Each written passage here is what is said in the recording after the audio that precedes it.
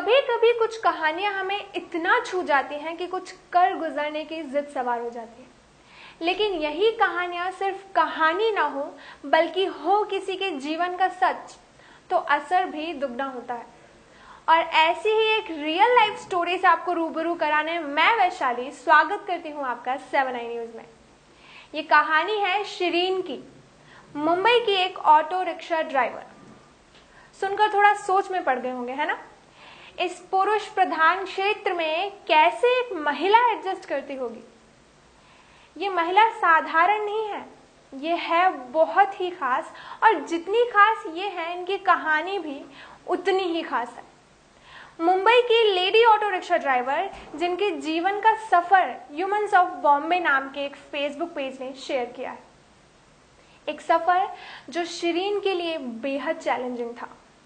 एक सफर जिसमें शिरीन ने खोए अपने जीवन के दो बहुत जरूरी लोग। एक सफर जिसमें शिरीन को मिली एक नाकामयाब शादी। बावजूद इन सब के उन्होंने खुद को खड़ा किया और बनी औरों के लिए मिसाल। आइए सुनते हैं शिरीन की कहानी उन्हीं की जुबानी ह्यूमंस ऑफ बॉम्बे के इस पेज के जरिए। मेरा जन्म एक रूढ़िवादी और गरीब मुस्लिम परिवार में हुआ। जब मैं 11 साल की हुई तब मेरे माता पिता हर दिन झगड़ने लगे और जल्द ही उनका तलाक हो गया। इसलिए जब मेरी माँ ने पुनर्विवाह करने का फैसला लिया तो ये एक स्कैंडल की तरह था। लेकिन वो उन लोगों में से थी जो अगर कुछ चाहती थी तो निडर होकर करती थी। शादी के कुछ महीने बाद मेरी माँ हमारे भाई के साथ बाहर गई थी। तब हमारे ही समुदाय के कुछ पुरुषों ने उन्हें घेर लिया। उन्हें उनकी दूसरी शादी को लेकर ताने दिए और उनके चरित्र को अपमानित किया।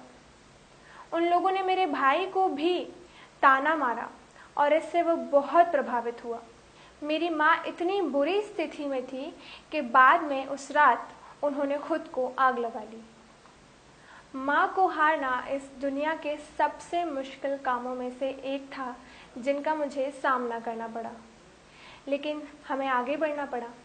1 साल के भीतर ही मेरे पिता ने मेरी और मेरी बड़ी बहन हम दोनों की शादी कर दी। लेकिन मेरी बड़ी बहन के ससुराल वालों ने उसे दहेज के लिए तंग किया और जब वो गर्भवती थी तो उन्होंने उसे जहर दे दिया। मैं बिखर गई थी। मैंने उन 2 लोगों को खो दिया था जिन्हें मैं सबसे ज़्यादा प्यार करती थी। मैं एक अंधेरी जगह में थी, लेकिन जब मैं गर्भवती हुई और मेरा बेटा इस दुनिया में आया, मेरे पास उसे आगे बढ़ाने के अलावा और कोई चारा नहीं था। आखिरकार मुझे और मेरे पति को भी समस्या होने लगी।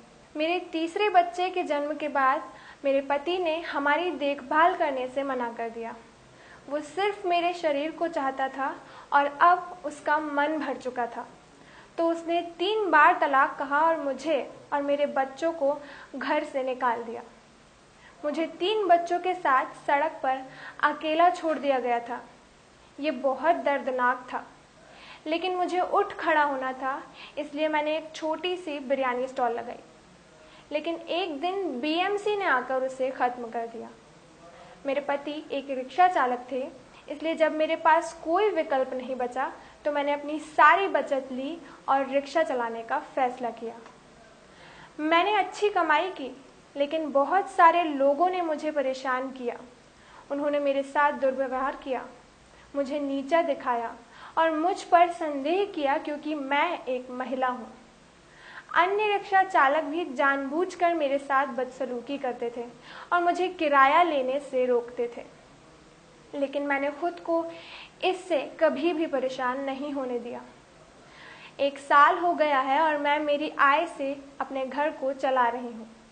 मैं अपने बच्चों को वो सब देती हूँ जो वो अपने लिए मांगते हैं। मैं उन्हें एक कार खरीद कर देना चाहती हूँ और जल्द ही ऐसा करने की उम्मीद करती हूँ। यहाँ तक कि मेरे यात्री मुझे बहुत अच्छा महसूस कराते हैं।